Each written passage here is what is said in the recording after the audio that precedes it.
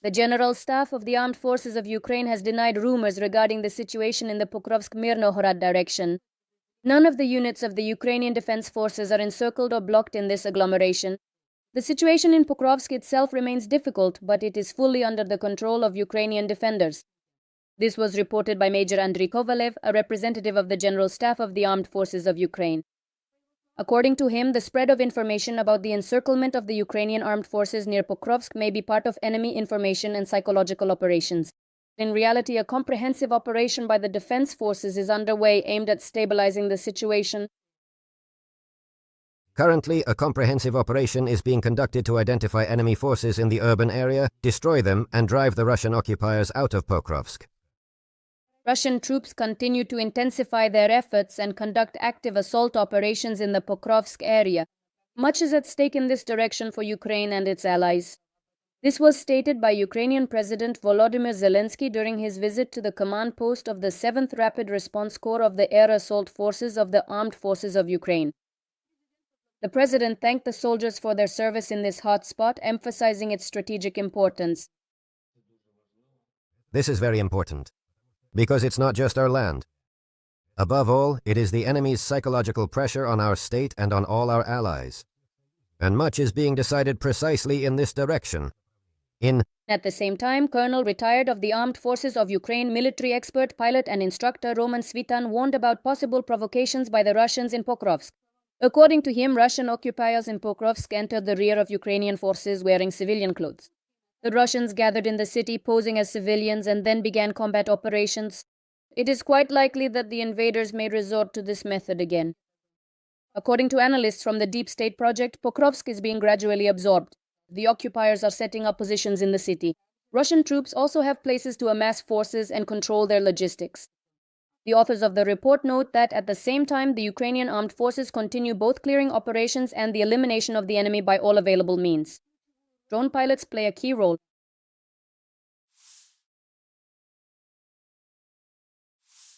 Protests have taken place in India over the deception and deaths of its citizens who were tricked into being sent to the front lines in Russia to fight against Ukraine.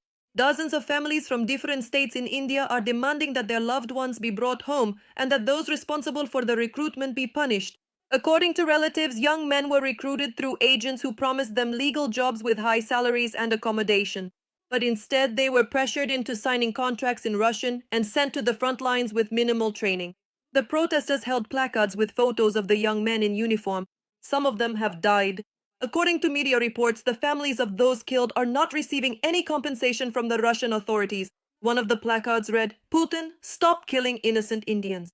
The story of one of the Indian students who signed a contract with the Russian Ministry of Defense was told by his friend.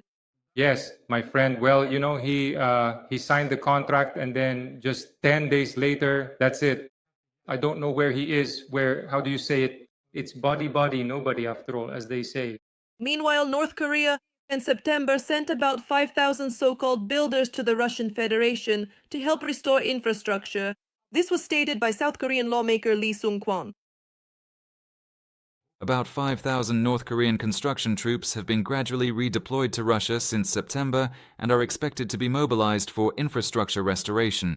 According to the South Korean lawmaker, there have been ongoing signs of preparation and selection of personnel for the deployment of additional troops.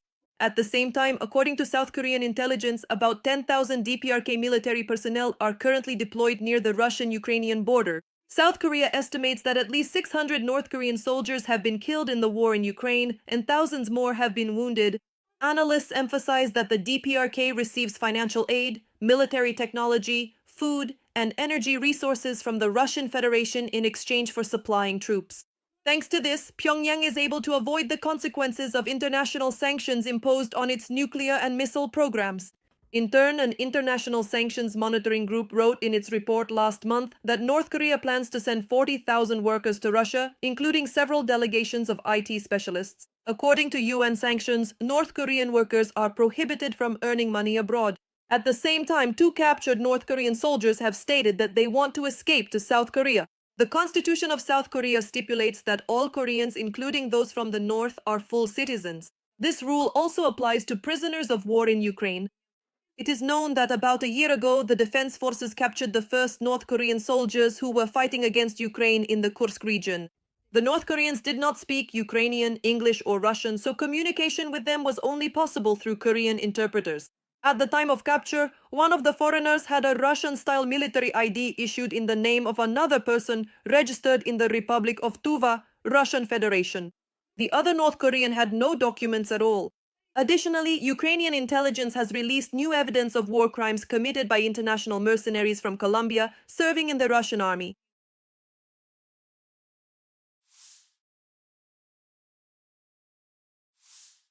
In the United States, a B-52 bomber was spotted over California carrying a new nuclear cruise missile which resembles the new low-observable AGM-181A cruise missile. This was reported by The Aviationist. The photo was taken by aviation photographer Ian Recchio. In close-up shots, you can see a T-shaped tail with 3 surfaces, folding wings under the fuselage, and wedge-shaped nose and tail sections. These features match the official image of the LRSO missile. The bomber was spotted while flying over Owens Valley, California.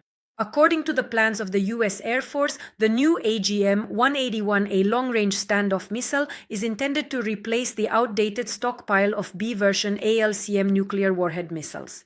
It is known that this missile has been in service with the U.S. Air Force since the 1980s as one of the elements of the nuclear triad in the nuclear deterrence system. The missile can be mounted on B-52 and B-21 Raider bombers. The report states, against the backdrop of preparations for a production decision in fiscal year 2027, testing activity has increased, as evidenced by the appearance of a B-52 with this missile.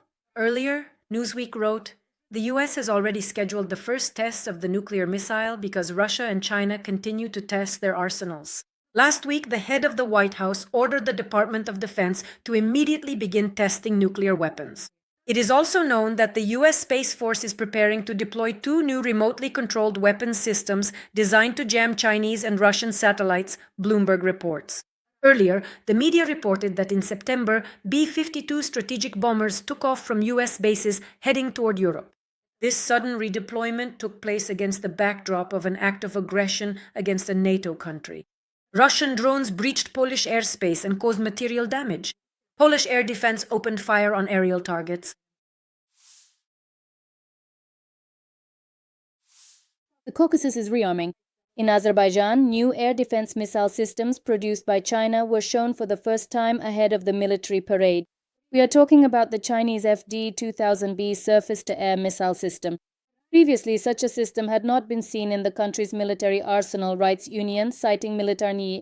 The appearance of the Chinese air defense missile system in Azerbaijan's arsenal indicates a strengthening of military technical cooperation between the two countries. In the rehearsal video, the distinctive architecture of the FD-2000B launcher, mounted on a 4-axle chassis, is clearly visible. This is an export modification of the Chinese long-range air defense system HQ-9. The system is based on the Soviet S-300 but has been significantly modernized, particularly with modern electronics and an improved guidance algorithm. The complex is designed to destroy aircraft, cruise missiles, and short-range ballistic missiles. Its stated range reaches up to 200 kilometers, and the maximum interception altitude is about 27 kilometers. Previously, Baku had not reported acquiring this system. However, in 2018, Azerbaijan expressed interest in it while commenting on similar purchases by Pakistan. At that time, the system was considered as an alternative to the Russian S-300, which was already in service with the Azerbaijani army. According to military analyst Mariner, the Russian short-range air defense system Tor-M2 was also featured in the parade. As analysts note, this may indicate an upgrade and expansion of the country's air defense capabilities. The authors explained that Azerbaijan's air defense consists of several layers of defense.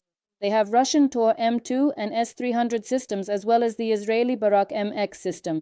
They believe that the Chinese FD-2008 could make this network more flexible and multi-layered.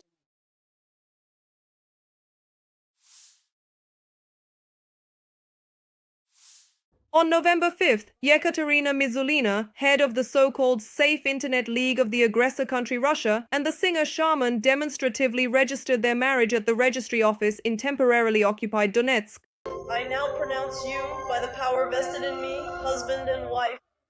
For the 33-year-old singer, Mizulina became his third wife. 40-year-old Mizulina had not previously been officially married. The couple is known for their outrageous actions and statements. Shaman previously caused a wave of bewilderment among Russians.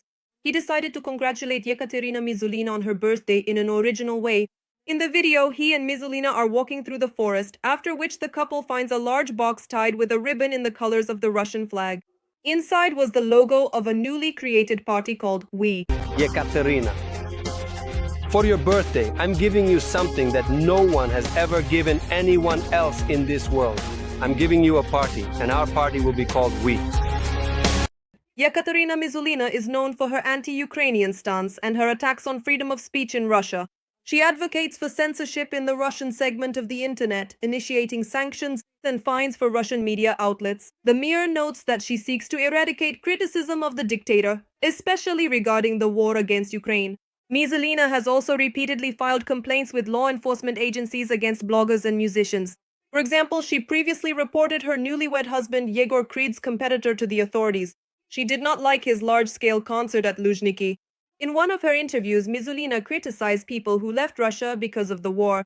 Some crowing roosters made a number of public statements before leaving our country. For this, of course, we especially thank our so-called Western partners, because this is a cleansing from these undesirable citizens. Earlier, Stat Duma Deputy Vladislav Davankov demanded that Mizulina provide a report on the use of 200 million rubles from the budget. Shaman is one of the main performers of the era of the so-called special military operation. In addition to the fact that Shaman married Mizulina on November 5th, he also became Singer of the Year in Russia for the third time in a row. Following him are Oleg Gazmanov and Sergei Lazarev.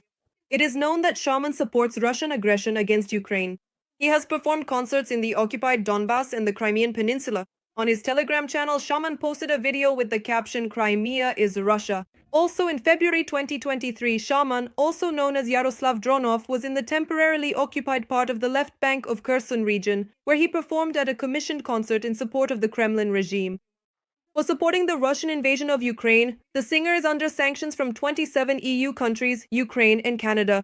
On January 29, 2024, Mizulina was added to the sanctions list of 27 EU countries for human rights violations and serious and systematic violations of freedom of expression.